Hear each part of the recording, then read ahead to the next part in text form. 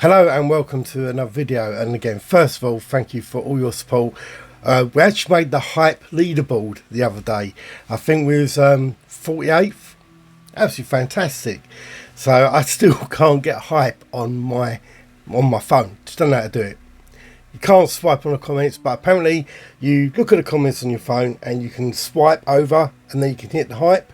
So if you can do that, brilliant. I can't, don't know why, but again, thank you for all your comments, and I've loved going through all your comments.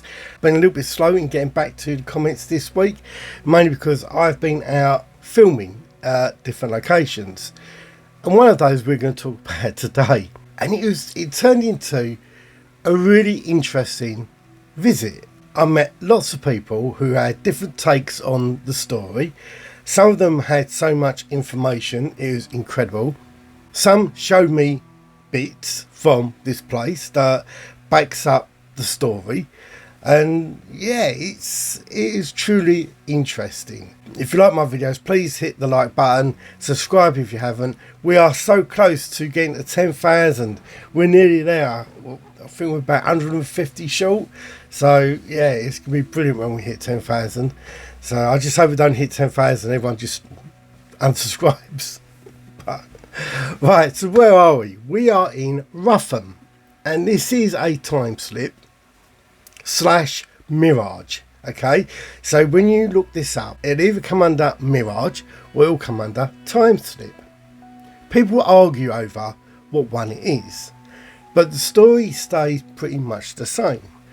And this is Rougham, and it is just south of Bury St Edmunds, and I drove up there yesterday. I used my own drone, and that was good. Got to use it in a proper open field, so I felt a bit more comfortable this time. But it's a really interesting story. So it's a really interesting story, and I really want to know your comments on this one. So listen to the whole thing, because I'm going to put my opinions towards the end of the video. I'm going to try to anyway. I have to restrict myself from saying it during the video, and then we'll have a discussion in the comments about what your thoughts are. So anyway, let's get into it. So this is the Rougham TimeSlip / Mirage. So on a warm June night in 1860, Robert Palfrey was a farmer, and he was walking his land. He had quite a large farm estate.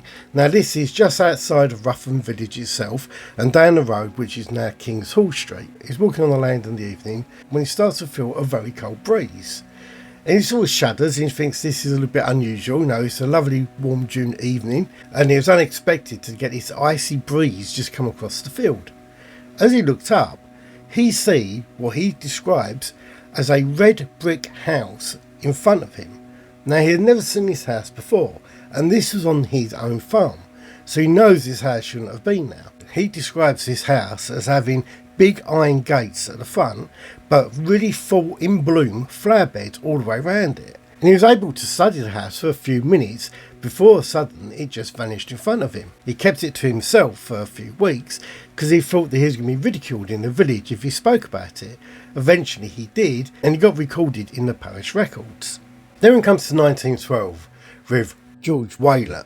He is a butcher, and he used to travel around delivering his meat and wares around the area. He used to employ the lad just down the road to him as sort of a handyman to come and help him do deliveries. Now this was James Cobbold. James Cobbold, who is actually Palfrey's grandson. They were riding down King's Hall Street, and I've got videos of me in King's Hall Street here and the fields either side of them. This is where we get a little bit of discrepancy, okay? So I'll tell you now, people can't agree on what side of the road this happened on, and we'll go into more detail on that. When all of a sudden it became icy cold and the pony reared up, throwing Whaler into the back of the cart. The young butcher's boy is holding on for dear life onto the pony, trying to keep it in control. As he is doing this, he looks over to the side of the fields, and there's this big Georgian house that he's never seen before. By the time he controls the horse and brings the horse to a stop, which is now up by the parish church where I actually took my drone up from, he's made to control the pony to a stop. He turns round and looks back to where the house was. There's nothing there. He describes independently a Georgian house with big iron gates, with yellowy green walls around it, and all these flowers around the borders that are all in bloom. When I was up there the other day, I met a gentleman that lives on King's Hall Street. He come out with a booklet and some photocopied documents of the report of this event. Now I'm going to put the photocopies in there so you can actually see them yourself. But it's actually from 1973, a gardener's book. There's an accurate record, mainly talking about farms. And I'm going to read it to you so you can make up your own mind about his actual report. Next door to my grandmother lived the old butcher, Mr. George Whaley. I'd often go out with him on a Saturday to deliver rounds through Rougham and Bradfields. My job was to look after the pony. We just left the call in King Street and we were jogging along nicely towards Battlefield St George when whoosh, there was a loud swishing noise of air displacement. It became very cold. Again, this was in June. The pony reared up and whinnied. It was more like a scream of sheer terror. Mr. Whaley was shot clean in the back of the cart. I very nearly went with him. I did manage to hang on. The pony bolted, but it was those fleeting moments I most distinctly saw this double-fronted brick house, roofed with pan tiles, 3 stories of Georgian appearance. But it was those flower beds, a central oblong one, flanked either side by circular ones, a small oblong one in front, and those 3 making 6 in all, and all of them full of bloom. In those few moments of when he controlled the pony, he turned round and the house was engulfed in a mist, and during that mist it disappeared. Again, this reminds me of Brigadoon, and I still haven't seen it. I know where to get hold of it now, I just haven't got it yet. But I will see Brigadoon again. No pun intended. But when James was relaying this to Mr. Whaley, he turned around and said, "It's that blooming house again." He turned around and said that he has seen this house 3 times. And each time it is the same description. Despite being thrown into the back of the cart, Mr. Whaley did get out and go and have a look around the area. Now by this time where they were, there was hedges along there. He climbed through the hedges to where she said the house was. But when he got there, he could find no trace of this house at all.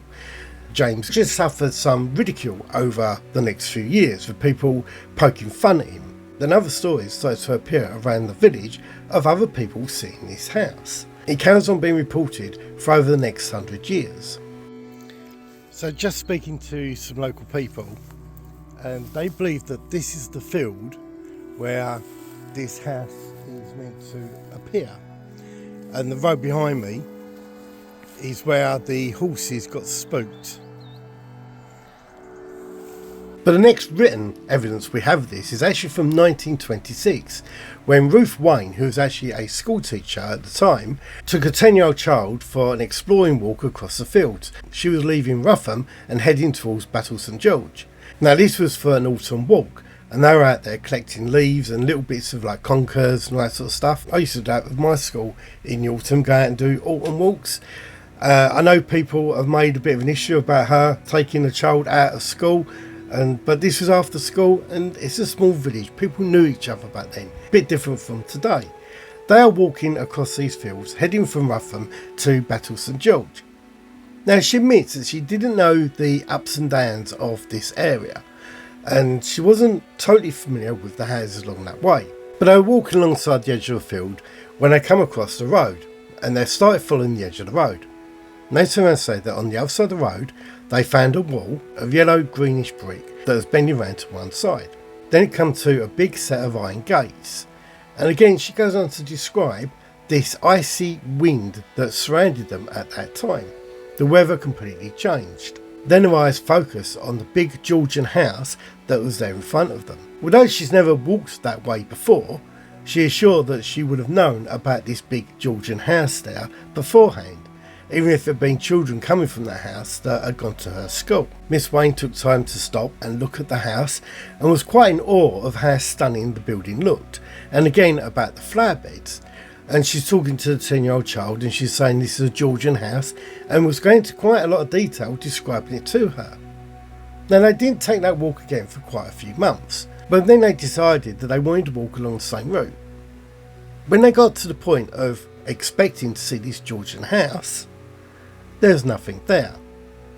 Her first instinct was, oh how sad, they've pulled the house down. Then she bumped into the local farmer and turned around and said, "Oh, it's so sad they pulled that big old Georgian house down." And the farmer was like, "What house? There's never been a house there."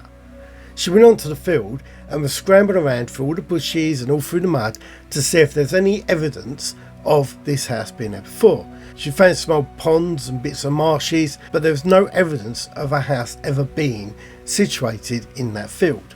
Then in 1982, we have Patricia McCutcheon. She is driving through the village with her husband and they're out for a Sunday drive. They have been in this area before and they were using that road, King's Hall, as a shortcut to go through Rougham down to Battle St George.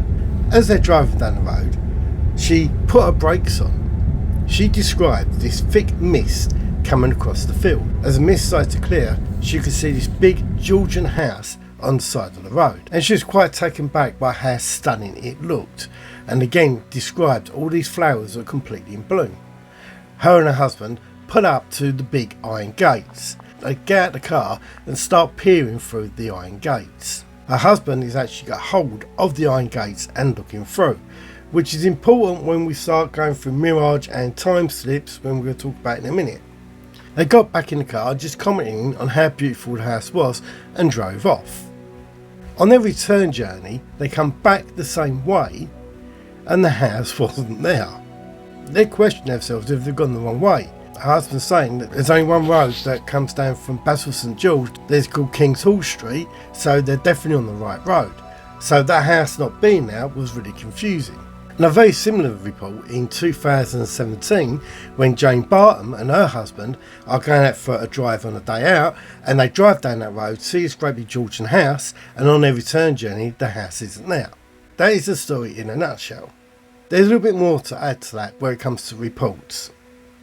When I met the gentleman there yesterday, he started telling me all the other stories that have happened in that area about that land.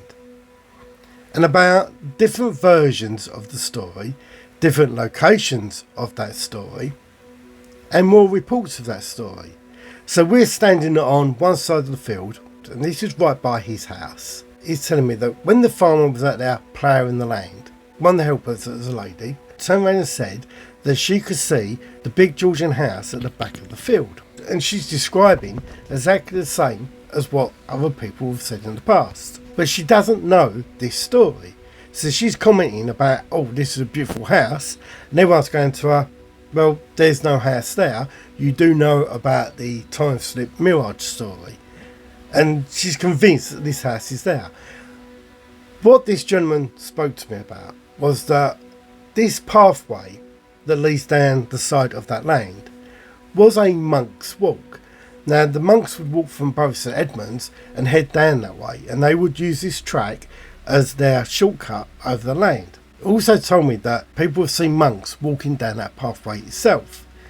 He hasn't seen the monks himself, but does say his house is haunted. He did warn me I shouldn't go down that pathway, and if I do, be careful, because there's something evil at the end of it, which really put me off walking down there, but I did, and I filmed it anyway.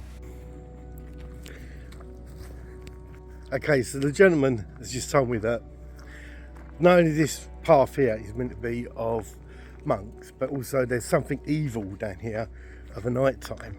So let's take a little walk.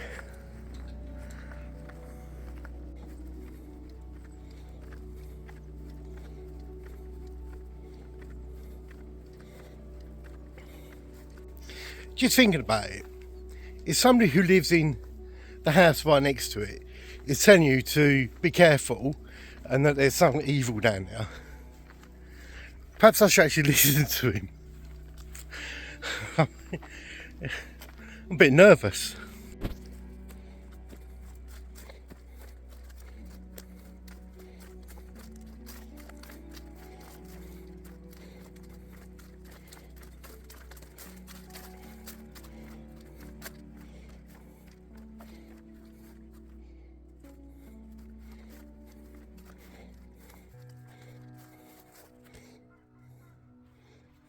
Okay, so let's look at some of the research that has been done about this time slip. First of all, you have the SPR. They turn up on scene. That's the Society of Psychic Research. They turn up and interview the people in the area, all the people that have had accounts to it in that village. And by this time, there's quite a number of people that have seen this Georgian house. It wasn't just a few reports that I've put on here.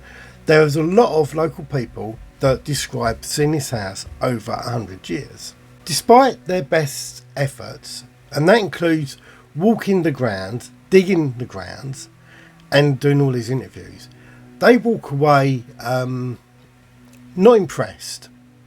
They didn't think that there was enough evidence there to say that this was a solid sighting, which I do find interesting. I know there's a member of that group on my feed, and it'd be nice if you can dig up the records for me and see what they actually say about it. I will admit the area up there were not very complimentary about some stuff that they had done, and I think that can be read both ways, that if you're not on their side and you're not agreeing with their version, then people don't tend to like you anyway.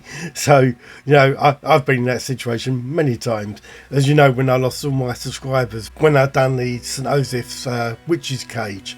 But then in 1996, we have a group of men who turn up with ground penetrating radar. They go over the land and again come up blank. But this well got to add something. And I'm going to show you some photos here. The gentleman that I met up there showed me brickwork that he was finding in that field. And I know before people have found red brick in those fields either side of that road. And I'm just going to quickly touch on this, right? So you got Kings Hall Road. Some people have reported it on one side, other people reported it on the other side. I filmed both of them, both areas, so you can have a look. It's either there or there. Other people say it could even be in a third location. But when somebody come down from both St Edmunds, they found energy spots in the field on the right hand side. I'm a little bit dubious about that, mainly because there's massive power lines that go across the land and telephone lines that run across the lane all the way. I think it'd be very hard to pick up energy sources with that amount of energy flowing through. Even seeping through the ground, you're going to get some kickback from those pylons in the area. But these red bricks that are turning up are quite interesting, and the bit of masonry that this gentleman showed me that he had found on the land, it did look like it had markings on it, as if it had been sculptured in some way. It wasn't just a bit of terracotta with nothing on it. It looked a little bit ornate, and I'll put some photos on it. I don't know if it really shows up. I don't know if it really shows up in my photos, the markings on it. But it made me do a little bit of research. There is a building further back down the road that is called Brick Kiln Farm. But the clue's there. Yeah. So my suggestion is that these bricks are turning up all over the fields are just bricks being knocked out of this factory and just being thrown around in the farmers' fields over 100 years. They could start off at one end of the farm, and just as they've been ploughed, these bricks make their way down to the other end and end up in the land that people think this house is built. That's one explanation for so much of this red brick turning up down that land. I'm not saying it's correct. I'm saying that if you think outside the box, Brick Kiln Farm down there, and we're talking about a red brick house, so that's disappeared. Then again, just thinking about this, right? Just thinking about this. Say there was a house there, and you got Brick Kiln Farm, and that house becomes derelict. It's a nice red brick Georgian house. It's free material, isn't it? You can go down and take as many bricks as you want. So you can literally, they could strip that building down to the bare ground, take it back to there and sell off all the bricks. It's another option. That said, I have gone through old maps from the 1800s up until the modern day. I can't find any signs of a building on that land. I did walk the fields and walk around the area, And I spoke to a lot of people. A lot of people, that's a lie. I spoke to about 8 people. But I did bump into 2 gentlemen walking their dogs. And I started a bit of an argument between them. They both knew the story. But one was saying it was on that side of the road. The other was saying it was on this side of the road. And it got a little bit heated. But they're adamant that this does appear. That this was a real sighting and that one day this building will reappear again. And it took me back a little bit, actually. I felt, you know what, just I'm stumbling on my words here, because like, even the elderly gentleman that showed me the booklet, I take it the other gentleman that came out of his house and spoke to us with his brother, they didn't just say it was rubbish. They seem to believe it themselves as well, and they live right next to it. They say they haven't seen it, but they're not saying that it's not true. They also told me that a few years ago, Yorkshire Television come down and they were actually going to film a documentary about it or make it into a TV film about that area, but it never happened. Other things that we know, so I know that horses, even today, do tend to rear up walking down that road. And if you take them across the fields, apparently they refuse to go to certain directions when they're going across that field. Now, this was also reported in 1973 that the same was happening then. So there does seem some sort of energy around the area that puts horses off wanting to go across. And I will say that over the 30 years I've been doing paranormal stuff, a lot of people put a lot of faith into a horse's feeling. If they're riding down a lane and the horse all of a sudden stops and refuses to go any further, they know that horse knows something and will often find a different route instead of pushing on and making that horse go forward. They'll find an alternative route, trusting that horse's intuition. Now, when I was speaking to the 2 gentlemen that got into a bit of an argument, they told me that sometimes their dogs yelp when they're walking down that road. Just out of the blue, for no reason, they're walking along and suddenly the dogs will just yelp. What is going on in this street? I walked up and down it. I didn't really feel anything. I felt nervous walking down the long footpath and going into the bushes and into a field where I was told there's something evil at the end of it and I may bump into a ghostly monk. That put me off a little bit. I felt a bit unnerved about that. I also felt unnerved that I walked off miles across the field, then realised that I left my car unlocked, my car keys in it and the window open. Lucky enough, it was still there when I got back. Unlike the house, it never appeared. You know, it'd been great if I'd gone there and filmed this house. And there was one really funny bit. So I've been sitting there talking to this gentleman, and I'm going to try and put some of the stuff in there. He didn't want to be on film, okay? So it was a lovely bloke. He didn't want to be on film. He was worried that people would take the mick out of him and all that. But I said, no, everyone in your village talks about it. Everyone knows about it. You're just retelling me the story of what everyone else is saying. But he didn't want to go on film. But he said I could use his voice. I've looked back at the film and it's not great. It is quite hard to pick up on. Energy. Oh, right, yeah. 3 energy places. And the far end there, that was supposed to be, years ago, that was Rougham house, like that big white one. The one down that side. Supposed to have been that, was supposed to have been down there, so we were told anyway. Because it's called King's Hall, but there's no hall around here, is there? No, oh yeah, that's, I expect that. Well, no, that wouldn't be the hall. Rougham Hall is yes, I've just seen that. Yeah, I've just seen that one. So the house that disappears, people say it's either on this bit here, this field. Well, some women see it when they were ploughing up, but the bloke on the plough never see it. Might been trying to get in the books. Yeah, that is the problem. So we've never seen anything. No, so that's the problem. Over the years, people add more tales to it. Yeah. And then it muddies the waters of what was real and what wasn't real and all that. Yeah, that's, But you said you've got ghosts in your house, so you believe, strange stuff. My brother sees shadows when we're sitting down at night, and the shadow come up behind us. Anyway, so, but... Well, that started off where they said about the butcher was going down this road on a horse and cart, so you know how long ago. That's right, yeah. And the house come up in the field there, and reared up, the horse reared up and went Yeah, because that was meant to there. be... The bloke managed to stop it when it got to that chapel place.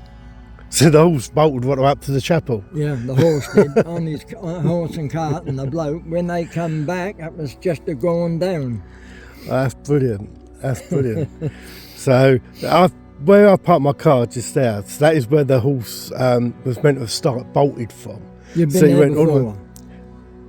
You say? No, my car is there, Oh, yeah. and I've parked it because that's where I was told the horse started to react to the building that appeared here. So, Well, the woman said that appeared down there somewhere. But we've been crazy. there 68 years and we've never seen anything. no. It's Mind you, you got a hedge in the way. yeah, I expect he could pop up when we weren't looking. brilliant. Oh, They've so, got a lane go down there. and you said that's where And the I reckon that monks are supposed to walk from Bury, and they got a way there, and there's Monk's Wood over that way somewhere, Monk's Wood. and that's where they reckon they go to. I don't know what monks want to go in the wood for, I'm sure, but But after I finished filming him, I turned round, started to walk back to the car, and I thought, oh, I've got to ask him something else. I turned back, and he'd gone. I tell you what, if I get back home and I look at that video and there's nobody talking to me, I would not be shocked. I've just turned round and the guy that I was talking to, and I've only just gone and got in my car and looked back, and he's gone. The bloke with the dog.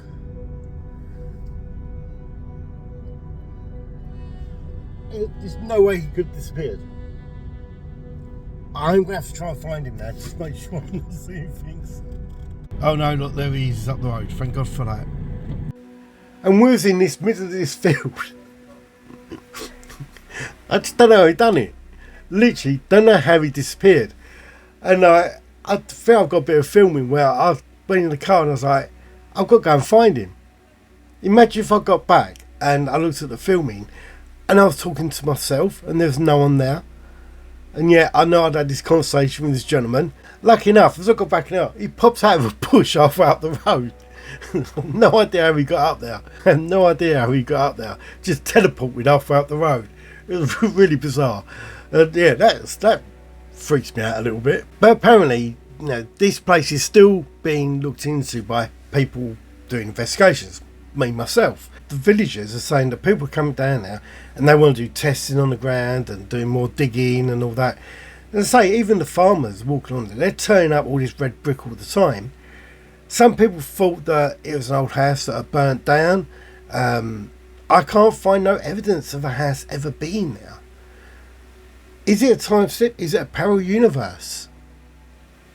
I don't know. But but part of me don't doubt these people saw what they saw. And over such a long period of time that people come out and said they've seen it without knowing the previous reports.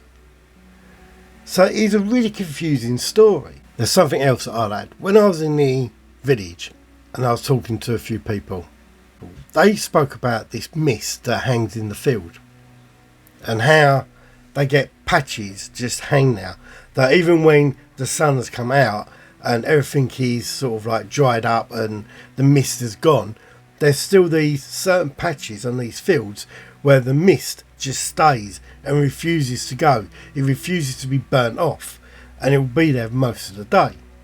Does this signify dampness or something under that ground that is producing more moisture in the air, something that's trapping it, that's affecting that? Does that area stay cooler, that refuses to be burnt off?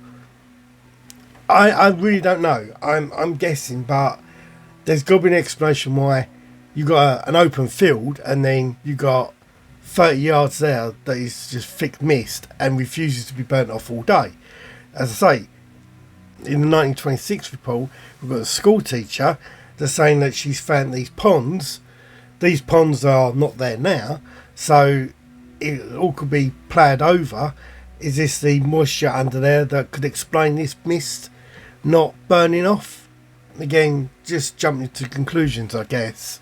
I've got to say, for me, this is one of the most interesting ones that I've been to myself and visited and spoke to the local people for many years. Honestly, it was great. It's the passion these people spoke about the events. They believed them. They are, oh yeah, it's our history. This is what happens. And yeah, I don't want to rubbish it. I don't think I can rubbish it. You know, I walked that land and I didn't see nothing. I flew the drone over, didn't see anything. You know, I picked an average day to go up there. The weather wasn't fantastic. Again, it's not a very busy area, but I did manage to bump into some people that gave me their information, and I really appreciate that. I really appreciate people that like to share their history and their stories and not scared about talking about the weird stuff. And you know, even going back to Cobbold, he was ridiculed for telling these stories years ago. You know, he was a 12-year-old butcher's boy turning around saying that he keeps seeing his house that doesn't exist. And yeah, he was bullied for that until other people started seeing it and reporting it back to that village. Anyway, I think I'm confused myself and waffling on. But again, thank you for your support. Please let me know your views on this in the comments below. Or if you've even heard of this before, and if you've got any other information you can add to it, because I think it's such an interesting story. But yeah, I'll see you in the next video. Look after yourselves. Take care. See you soon. Bye. So I've just driven 88 miles to come and see a house that I know isn't there. Yeah, but it's nice to get out. It's not the nicest day. But, yeah, I was just driving up here thinking, what am I doing? It's like, I know this house doesn't exist, or if it does, then it ain't going to be there when I get there.